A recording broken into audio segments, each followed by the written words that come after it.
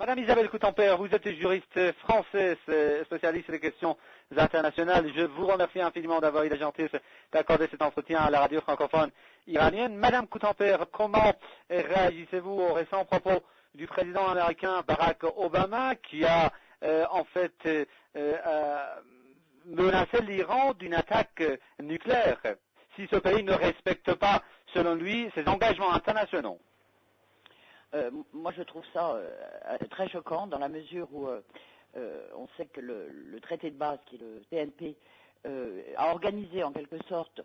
la privatisation pour quelques États du droit au nucléaire, créer une sorte de club de gens qui seraient soi-disant plus raisonnables que d'autres, et interdit à d'autres États d'utiliser le nucléaire ou de fabriquer, de produire du nucléaire. Ça veut dire que ce président américain, qui était une sorte d'amélioration cosmétique de la politique américaine, se conforme exactement à la stratégie impérialiste en équipe avec les sionistes, toujours suivie par ses prédécesseurs. Et ça veut dire en plus qu'on accélère le deux poids deux mesures par rapport à l'équilibre mondial. Donc c'est à nouveau une course en avant, c'est une très grave provocation parce qu'on ne peut pas exiger d'États qui sont transparents comme la République islamique d'Iran de donner plus de transparence que c'est le cas et ne rien demander à des États qui cachent, des États ou des organisations qui se prétendent étatiques, qui cachent une surproduction militaire, celle-là exclusivement militaire, nucléaire, et je veux évidemment parler des Israéliens. Donc, je dirais pas que c'est décevant comme déclaration, c'est tout à fait conforme au lobby qui contrôle la politique impérialiste américaine depuis des décennies, en tout cas depuis la Seconde Guerre mondiale, et ça veut dire également une allégeance à ce système injuste, une allégeance de la part des États occidentaux qui continuent à se comporter comme les colonialistes qu'ils ont toujours été et qui font une véritable provocation au système des Nations Unies, lequel finalement est totalement complice de la politique de certains États, et donc toujours les États-Unis, l'Europe qui, notamment en équipant et en armant l'OTAN, se comporte comme un valet des États-Unis, et puis évidemment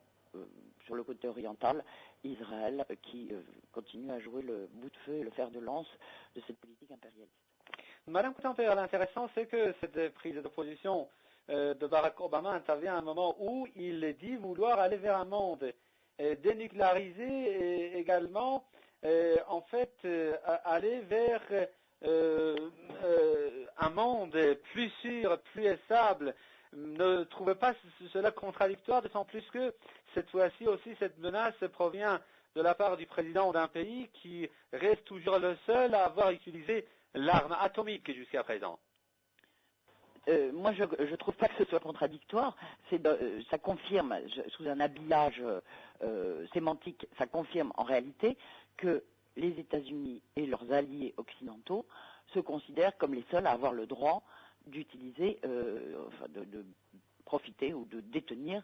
du nucléaire. Et en trichant a fortiori, parce que, en fin de compte, ceux qui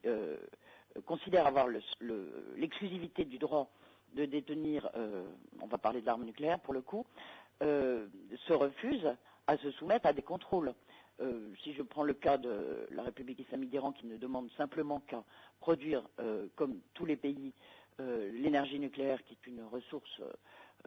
nécessaire, on n'a même pas parlé de nucléaire militaire, mais il est vrai aussi que dès lors que les sionistes ne cessent de menacer la République islamique d'Iran, c'est de toute façon un droit, et c'est un droit tout aussi égal que la politique américaine ou la politique française de détention d'armes nucléaires. Alors, personne ne peut être heureux du fait qu'il y a cette existence d'armes nucléaires, bien entendu, mais le discours des États-Unis confirme exactement, les États-Unis représentés par le charmant M. Barack Obama, confirme exactement cette position qui est en fait colonialiste, à savoir, nous les Occidentaux, nous avons le droit d'avoir des armes nucléaires, mais les autres États, non.